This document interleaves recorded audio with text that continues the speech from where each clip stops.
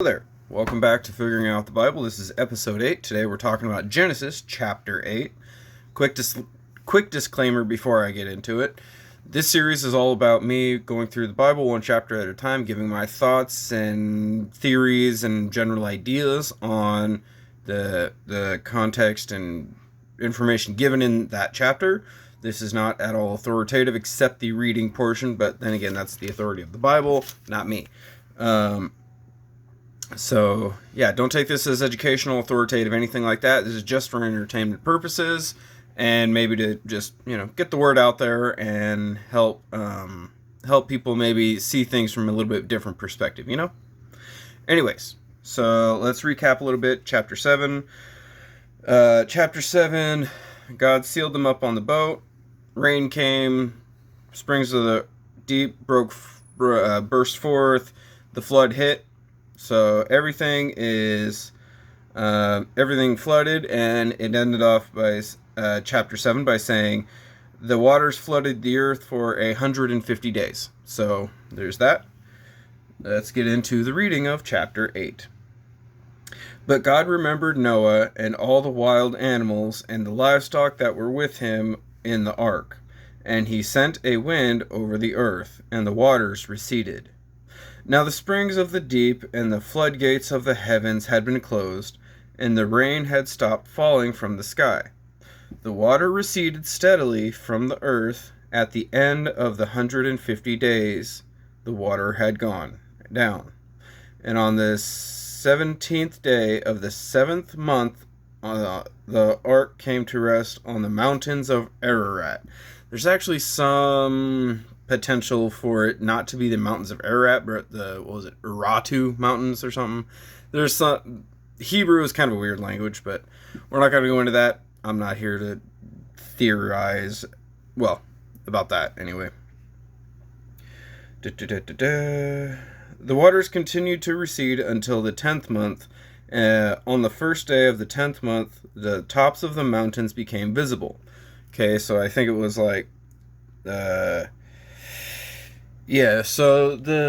it took that long for the waters to go down the 23 feet that was mentioned, I think it was 15 cubits, something like that, mentioned in the last one, that the mountains were covered to 15 cubits.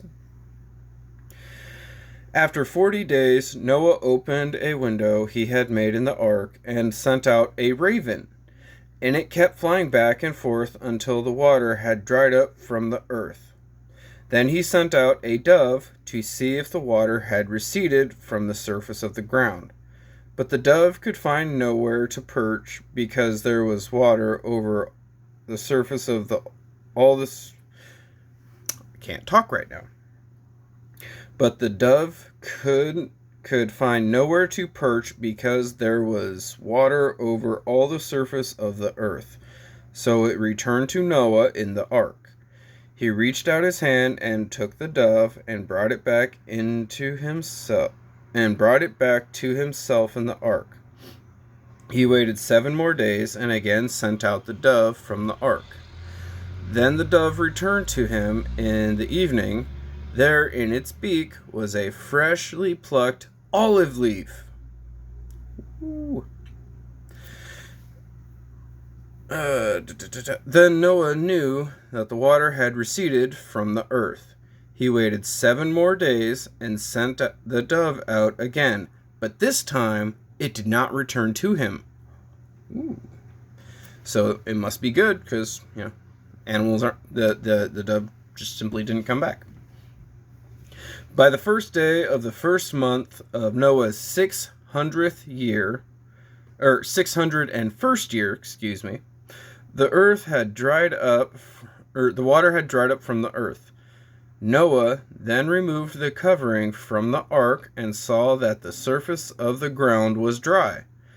By the 27th day of the 2nd month, the earth was completely dry. Then God said to Noah, "Come out of the ark, you and your wife and your sons and their wives. Bring out every kind of living creature that is with you, the birds, the animals, and all the creatures that move along the ground, so they can multiply on the earth and be fruitful and increase in number on it." So we're going back to the original kind of commission that God gave all living creatures is be fruitful and multiply, which makes sense because everything else just got wiped out. So they're gonna need to repopulate. So Noah came out together with his sons and his wife and his sons' wives, all the animals, all the creatures that move along the ground, and all the birds, everything that moves on land, came out of the ark, one kind after another. Then Noah built an altar to the Lord, and taking some of the clean animals and the clean birds, he sacrificed burnt offerings on it. The Lord smelled the pleasing aroma and said in his heart, "Never again will I curse the ground because of humans, even though every inclination of the human heart is evil from childhood, and never again will I destroy all living creatures as I have done." As long as the earth endures, seed time and harvest, cold and heat, summer and winter, day and night will never cease. So,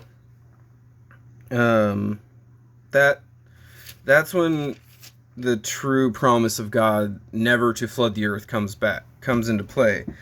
But I will point out that nowhere do we see the rainbow being used as a symbol of God's promise. That won't come in until, I believe, the next chapter 9 is God's covenant with Noah. The rainbow is the signal of the Noahic covenant with God. So we'll see that next time. That's pretty cool. Let's get into this though. It's pretty much self-explanatory. The craziness stops. Things get calm. Water starts going back. So Noah's like, okay, let's start testing this out. He sends out some birds, and they all come back. And then he sends out more birds later, and they come back again. Then he sends out a third time or whatever, and they come back with proof that the water has receded quite a bit. And then when it's time, when the earth had dried enough for the birds anyway, they just simply quit coming back because they didn't need to. They didn't need the protection of the ark. So, it's pretty self-explanatory. There really isn't a whole lot to talk about here. God did decide not to flood the earth again, or not to destroy all life. So that's a really great thing. Doesn't really say a whole lot about what changed his mind on that.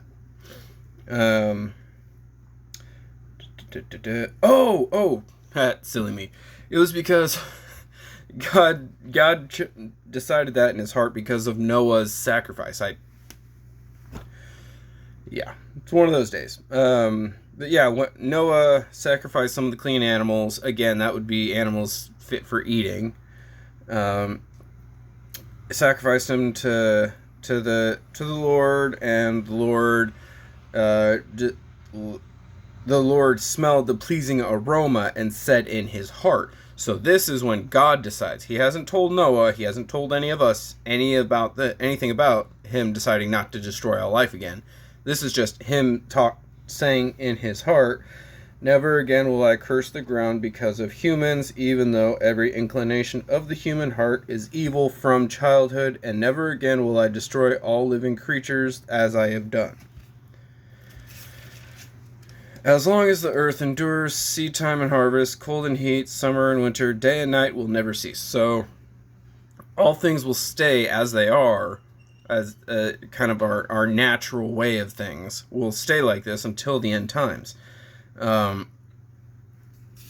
even after that, the stuff he mentions here will always be around. Even in New Jerusalem, there's still going to be seed time and harvest. There's still going to be hot and cold. There's still going to be day and night. There's still going to be the seasons. I mean, God doesn't say otherwise. So why wouldn't we just assume all those things will stay the same even after we are all in New Jerusalem? So, yeah. Anyways, in the next chapter, we're gonna see God's covenant with Noah.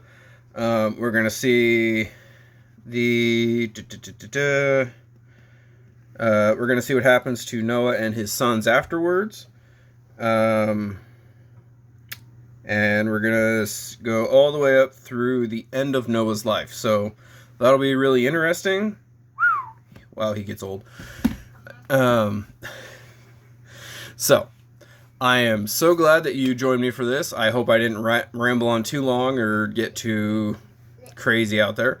If you enjoyed what you saw, I would very much appreciate the like, and if you have any thoughts, questions, comments, anything like that, please drop them below. I would love to hear from you. That's one of my favorite things, is to respond to comments on my videos, maybe even have a good intellectual discussion or debate.